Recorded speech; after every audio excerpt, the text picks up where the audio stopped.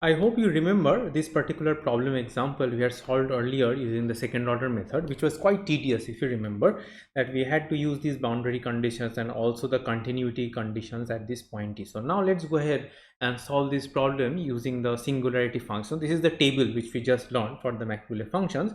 So how can we reduce this problem, to a single expression for the moment throughout, and then use this interrelation through the interrelations, and then find the expression for the elastic curve and correspondingly find the deflection and the slopes. Okay, so now in this problem, if you recall that the reactions are very easy to compute. So the reactions over here is 3p by 4, and the reaction over here is nothing but p over 4.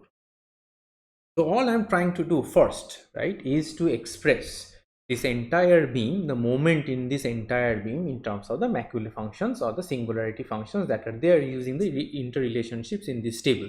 Then I am going to do ei d square y by dx square is equal to the moment that I just found out, and then I'm going to simply integrate and find the constants of integration and so. So in one single shot, I can write the expression for the moment for the entire beam as. So let's take a look how we can write it as. So you see that my moment for the entire beam is going to be my m of x, right? I can write it as, see, first I have this load over here, that is, so I can write this as 3p by 4. So now you have to go to this particular row, because I'm looking at a load over here, and since this load is acting vertically up, it is positive, so it is going to be 3p divided by 4, and then within the Machiavelli brackets it will be this expression over here, x minus 0, because this load acts at exactly x equals to 0 over here. Within the Machiavelli brackets, the raised to the exponent 1, right? Now let's come to the next one. Next we have at L equals to 4, that is at A equals to L equals to 4, we have this load P acting vertically down. So here the expression for the moment, because we have this one, the expression for the corresponding moment is going to be P acting vertically down negative x minus L by 4 raised to 1.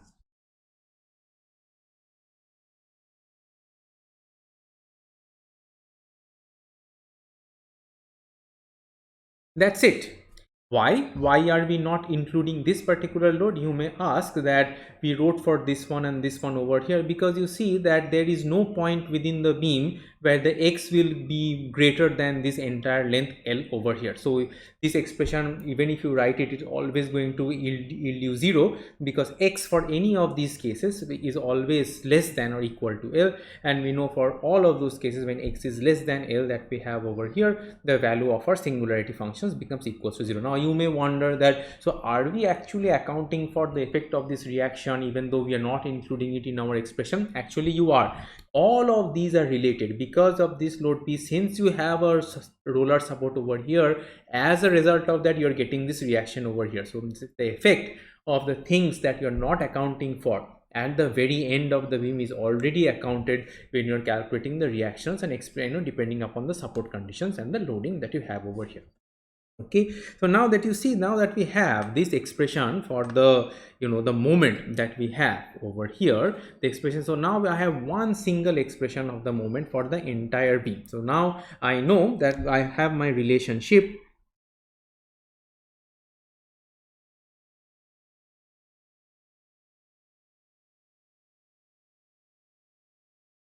So I can go ahead and write this in terms of this moment. I can write it in terms of this over here.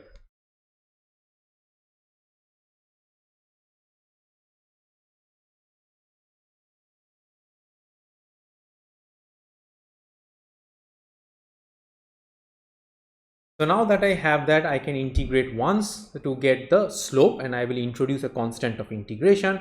I have to integrate twice to get the deflection, and I will introduce one more constant of integration. So I will go ahead and write the expressions.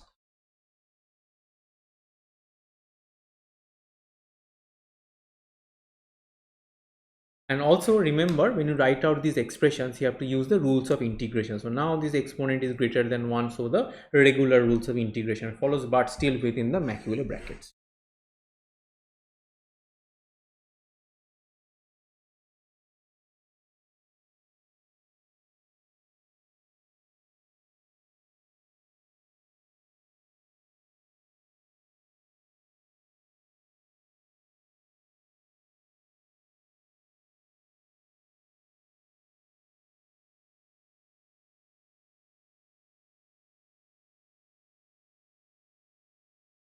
So I've integrated to get an expression for the slope, one constant of integration C1, integrating again, I get C1x plus C2, and these are the how the expressions pan out as. Now see the it follows the regular integration but within the macula brackets over here. So now that I have this expression, my next task is to find these constants of integration using what? The boundary condition. Now boundary conditions are simple. At x equals to 0, y equals to 0, at x equals to L, I have also have y equals to 0. So I will go ahead and write the boundary conditions.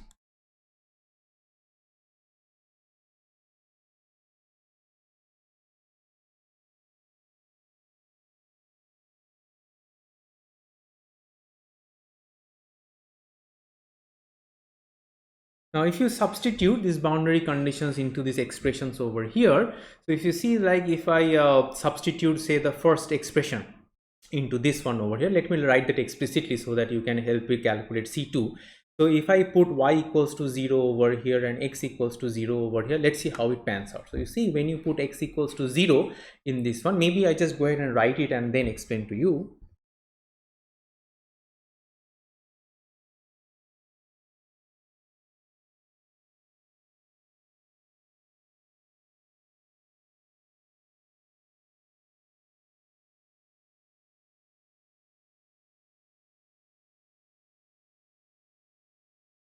So I have written the expression after substituting here. Sorry, previously I missed that cube sign over here. So I've written this expression over here. So now if you see that in this expression, this is equals to 0, it is a no-brainer. But here you see 0 is actually less than L over 4. So remember the macula functions, the properties of that one. If your x is less than a, that function becomes equals to 0. So this entire expression goes to 0, this goes to 0, this is also 0. So that essentially gives your C2 equals to 0.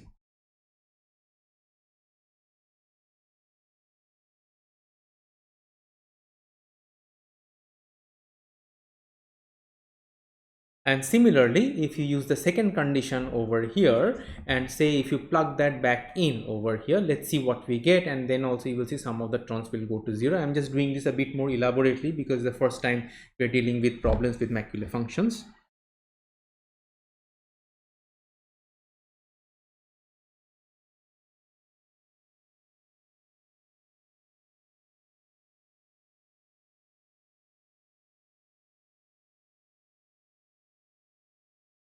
So this is the expression that you get now. This is L. Sorry, it is not 2.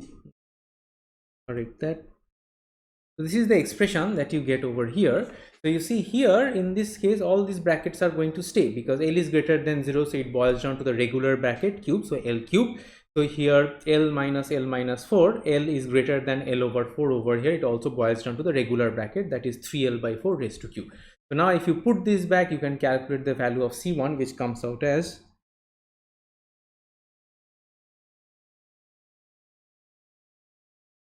So now I have evaluated my two constants of integration. So let me put it back over here and write the expression for the equation of the elastic curve in terms of these macula functions and the constants of integration.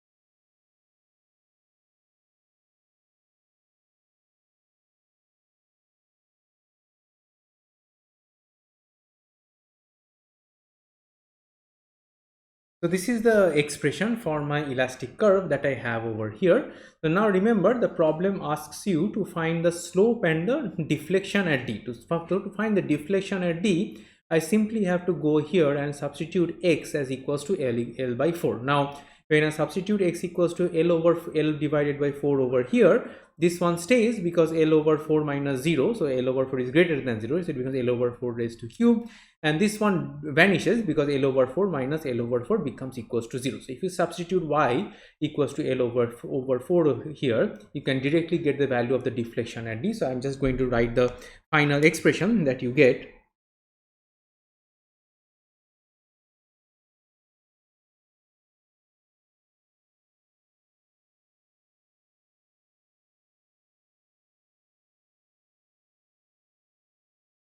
So this is the value of the deflection that you're going to get, and if you match with the answer that we got previous, it is exactly the same thing.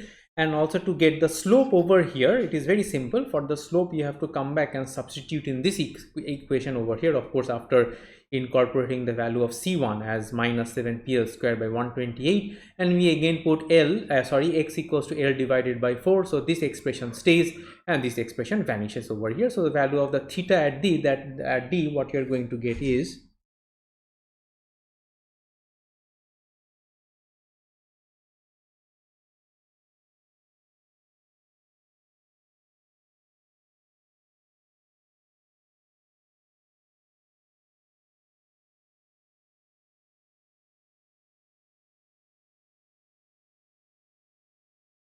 if you go back and match this one also with the previous one, so that you will get the same expression, right? So you see how easy it made, although we did a problem in a little elaborate manner by writing out all the steps and all, but you must appreciate that how easy it makes your life for you. So you just have one single expression for the moment, for the entire. This is a simple example.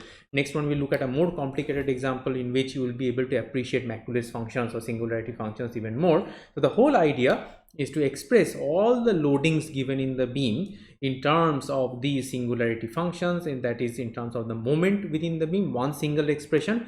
Now you just take that expression, and if you integrate it 2 times, you get 2 constants of integration. So all you are left to evaluate are just 2 constants of integration, which you can easily do from the boundary condition. You do not have to worry about slope continuity, displacement continuity at the different sections that you take within the beam. So let's go ahead and look at a more complicated example where you will see that compared to the second order method or the fourth order method, how easy singularity functions help you to solve the beam deflection problem.